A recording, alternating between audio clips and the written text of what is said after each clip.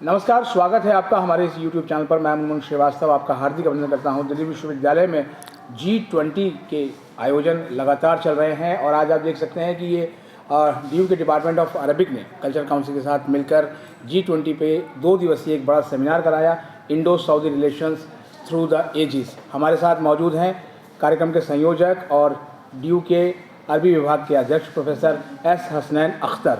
आइए उनसे बात करते हैं। स्वागत है प्रोफेसर साहब हमारे चैनल पर। मुनमुन जी, बहुत बहुत शुक्रिया आपका, धन्यवाद। ये इनफैक्ट ये जो सेमिनार हमने इसका आयोजन किया था 2 दिवसीय, वो इसका जो उन्वान था, उसका जो टॉपिक था वो था Indo Saudi relations through the ages. अब हमने ये सवाल ये है कि हमने ये सेमिनार क्यों इसका आयोजन किया, इसको क्यों हमने ऑर्गेनाइज़ किया। तो इसकी ख़ास बात यह है असल में कि अभी हमारे देश में G20 समिट हुई, जिसमें कि 20 जो कंट्रीज़ हैं जो इसके मेंबर हैं G20 के ग्रुप ऑफ 20 के, वो शरीक हुए।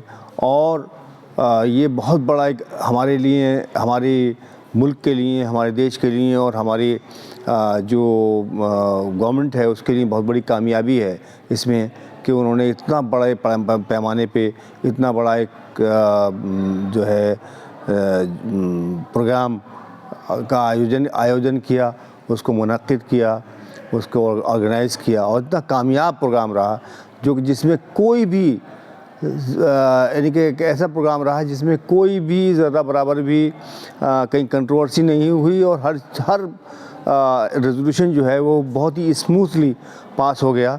तो सऊदी अरब जो है वो भी G20 का बहुत ही इम्पोर्टेंट एक पार्ट है। तो और सऊदी अरब से हमारे जो रिलेशंस हैं वो आज के नहीं हैं बल्कि सैकड़ों साल पुराने रिलेशंस हैं। और ये सैकड़ों सालों में जो है हमने सऊदी अरब से जो है वो तिजारत की है, हमने उनसे लिया है, उनको दिया है और हर चीज़ में हमारा जो है उनका साथ रहा है। यानी मैं आपको बताऊं कि अरबों से जो हमारा ताल्लुक़ रहा है वो बहुत पुराना है और बहुत ही प्यार का रिश्ता रहा है। हमारा अरबों से बड़ी मोहब्बत का रिश्ता रहा है।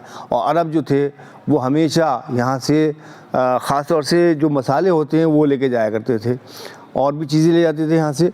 और इन मसालों को जो खुशबूदार मसाले होते हैं, तो मैं आपको बताऊँ बड़े मज़ेदार बात है हालांकि ये तो ये थी कि वो ये कहा करते थे अरब कि हज़रत आदम अलैहिस्सलाम को जो है वो जन्नत से हिंदुस्तान में उतारा गया और जब वो हिंदुस्तान में उनको उतारा गया तो वो जन्नत के पत्ते लपेटे हुए थे। तो जब यहाँ पर पहुँचे यानी कि उतरे हिंदुस्तान की ज़मीन पर, तो उनका जब पत्ते सूख गए, जब सूखे तो वो पत्ते जो है यहाँ की फ़ज़ा में फैल गए हिंदुस्तान की। तो इसीलिए यहाँ पर जो है हर चीज़ खुशबूदार होने लगी, यहाँ की हर चीज़ खुशबूदार है। और इसके अलावा फिर एक बात और भी आपको ये बता दूँ कि अरब जो हैं वो हिंदुस्तान से इतनी मोहब्बत रखते हैं कि वो लड़कियों के नाम हिंद रखते हैं।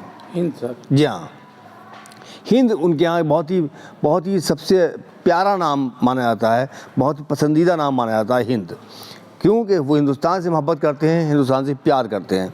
तो हमने ये सोचते हुए कि भाई इतना पुराना गहरा रिश्ता है और प्यार का रिश्ता है, मोहब्बत का रिश्ता है, उसकी वजह से हमने ये तय किया कि हम जो है इस रिश्तों को उजागर करने के लिए, इस रिश्तों के बारे में बताने के लिए एक सेमिनार करें, ताकि ये सब चीज़ें दोबारा हमारी नई नस्ल के सामने आनी चाहिए कि हमारा उनसे क्या ताल्लुक़ था, हमारा जो उनसे एजुकेशनल रिलेशंस हैं वो क्या थे, क्या हैं, और हमारे कल्चरल रिलेशंस उनसे क्या थे और क्या हैं, हमारे उनसे ट्रेड रिलेशंस क्या थे और क्या हैं।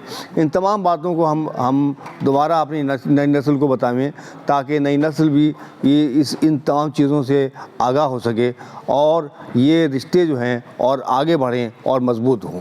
ये सर जैसे G20 में भारत मंडपम में धूम मची थी, उसके बाद अब DU के अलग अलग कॉलेज और डिपार्टमेंट्स में ये कार्यक्रम हो रहे हैं, तो इसका जो मकसद है सर जो है वो युवाओं को, क्या G20 की खुशबू को पूरी दुनिया में फैलाने के बाद अब DU के अलग अलग कॉलेजों में फैलाने की हो रही है? जी हाँ, असल में देखिए, मैं आपको बताऊँ कि ये नौजवान नस्ल जो है वो किसी भी कौम की बैकबोन होती है, रीढ़ की हड्डी होती है।